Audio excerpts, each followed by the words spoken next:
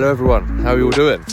Now I thought I'd make a video whilst I'm out on a brisk, cold morning. I'm out on a dog walk, and I thought it'd be a good time to talk about life structure and how important that is for OCD recovery.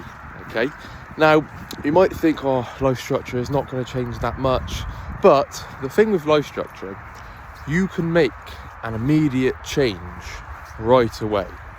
So literally, as you come off this video, you can start changing stuff to your life structure. Now, belief work, triggers, exposures, perspective shifts, they're going to take time.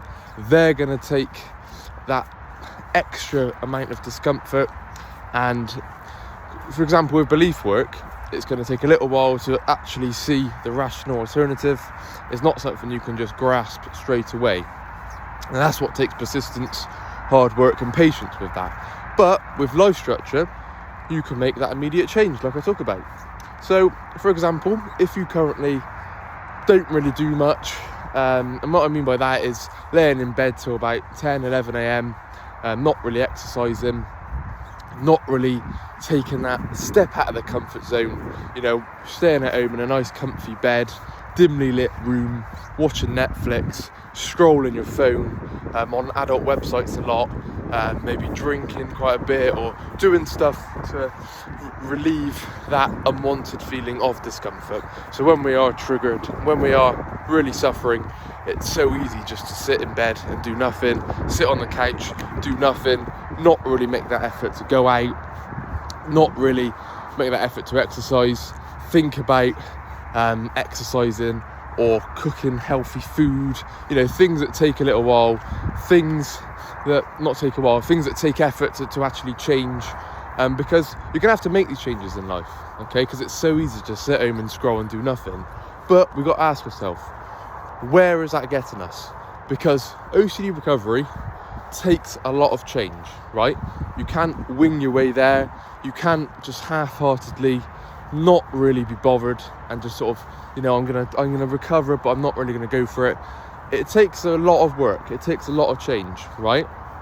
And that's not to say it's impossible, but it ain't easy, right? It's not rocket science, but it's certainly not a walk in the park, okay? It's the key thing to remember. So I know on one of my recent videos, someone asked me about my life structure, my morning routine. I'm just gonna run through that. So usually I get up about 6 a.m, working a full-time job.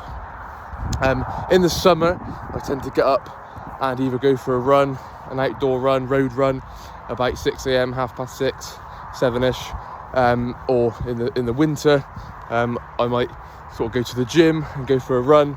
I tend to get up and go for a run before work, before the day really starts, and that's just to get into that routine. Because when I was suffering, I hated doing anything like that. I just wanted to stay in bed.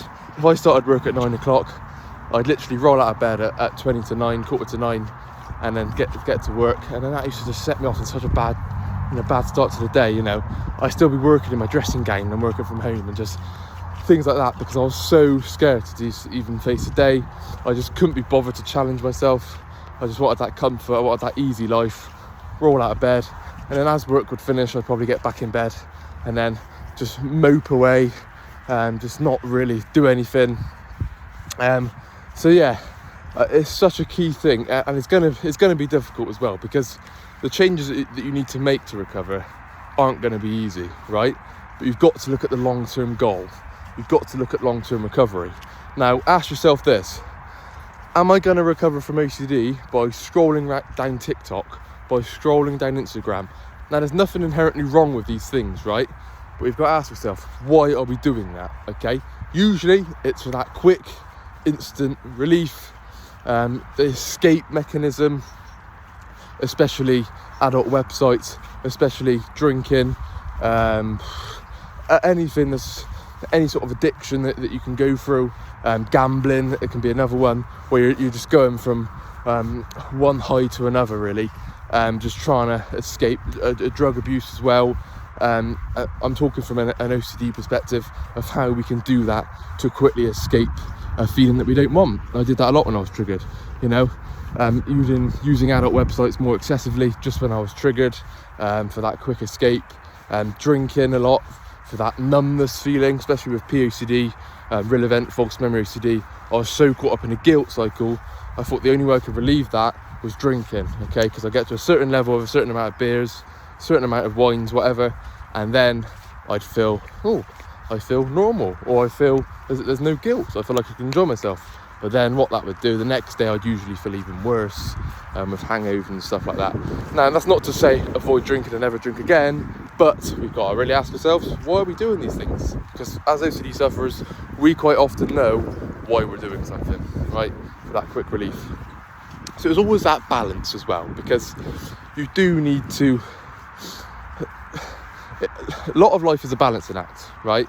So for example, socialising and drinking, I'm not saying, yes, do that every day, every minute of every day, going to make sure I'm socialising, because a lot of the time we're doing that for bad reasons as well.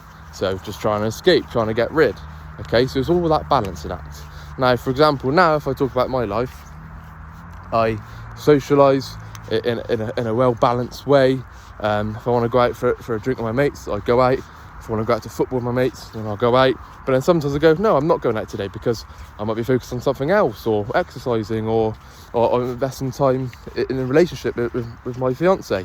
So it's all that balancing act, or putting in recovery work, or doing coaching calls, or videos on the channel. You know, it's all about striking that balance, because it's so easy to go from one extreme to the other, you know. And I thought I'd make this video now whilst I'm out on a nice dog walk. Also a good exposure, because people walk past and think, who the bloody hell's he talking to? Talking on the phone, talking to himself, what a lunatic. I'm not quite got a selfie stick, but I've got the phone right in front of me. But hello and what? But because I used to be quite scared to even talk about OCD in public, right? Even talk about OCD in friends, the fear of it being misunderstood, especially with the taboo-related themes being misunderstood, or people judging you. But now, it really doesn't bother me. It's a great exposure.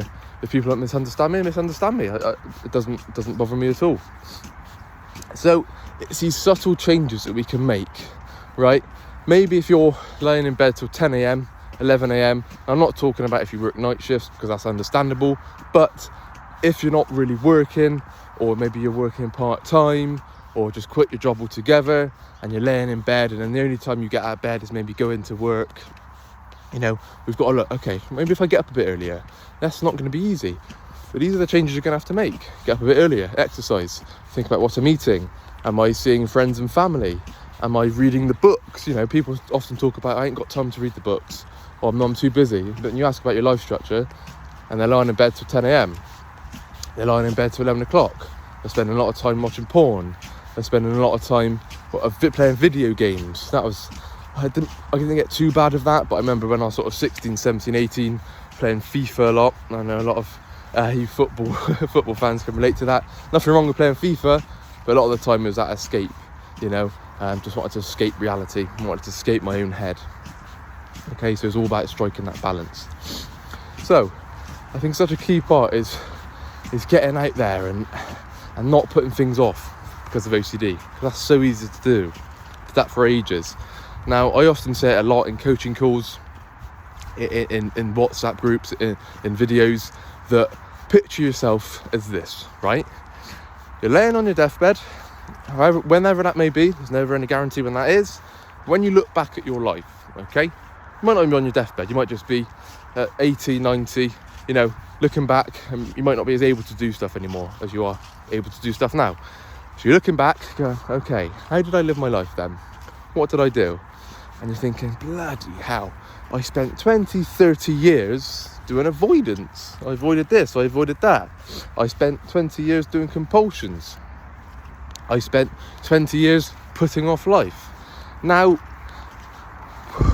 you can't look back and sort of, yes, healthily regret, because I look back at my lost years and regret and sad in a way that I missed out on stuff in life, especially during 18, when I was 19, when I was 20, putting off things, you know, completely housebound other than going to work.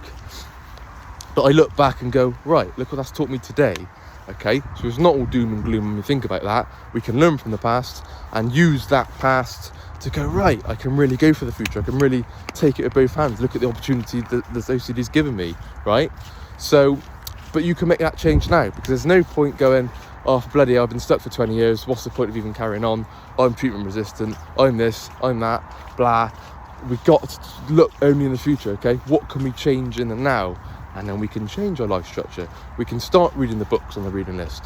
We can start putting in the work required to recover from OCD, okay? That's not going to be easy. We can start making those small steps now, all right?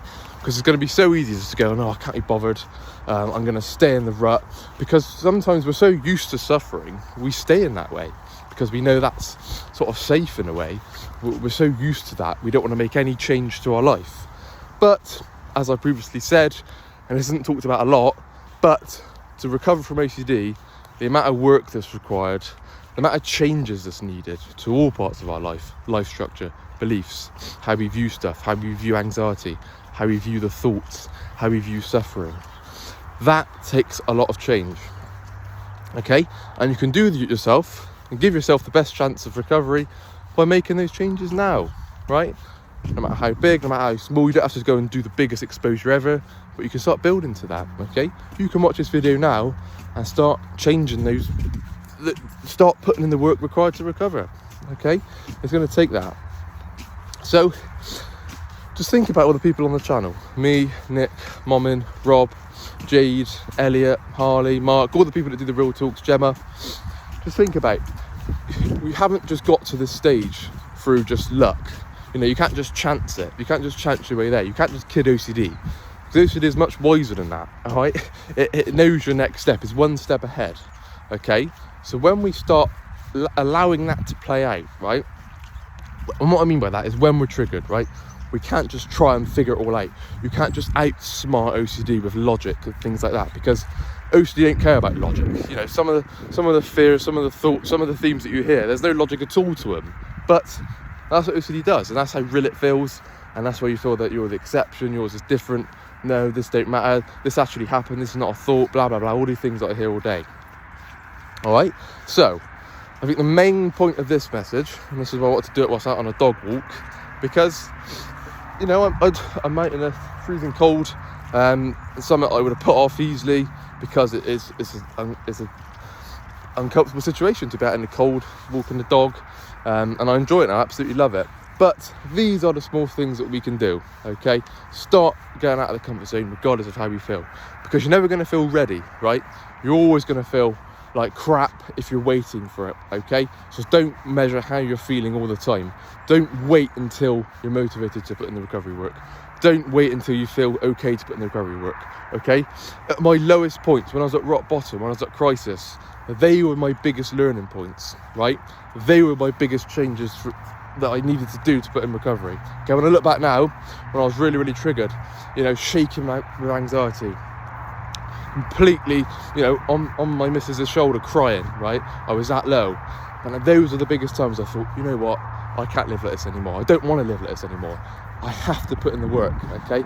And that is going to take a huge amount of effort. But you can do it, you really can, okay? Please don't wait until you feel better. Please don't wait until you feel that optimum moment. Yes, I can do recovery now.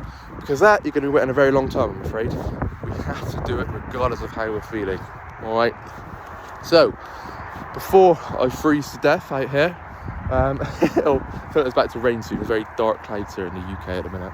Absolutely soaked. Plus, I'm walking through, I've got these big Wellington boots on, and I'm walking through a lot of mud at the minute, so I might suddenly drown in the mud mid-video. That'd be pretty funny, wouldn't it?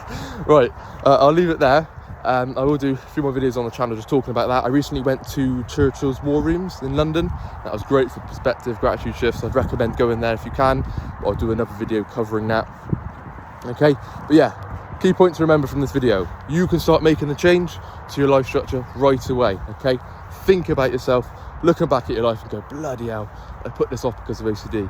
I did this avoidance, I did these compulsions, right? We've got one life, let's go and bloody live it. Anyway, bye-bye.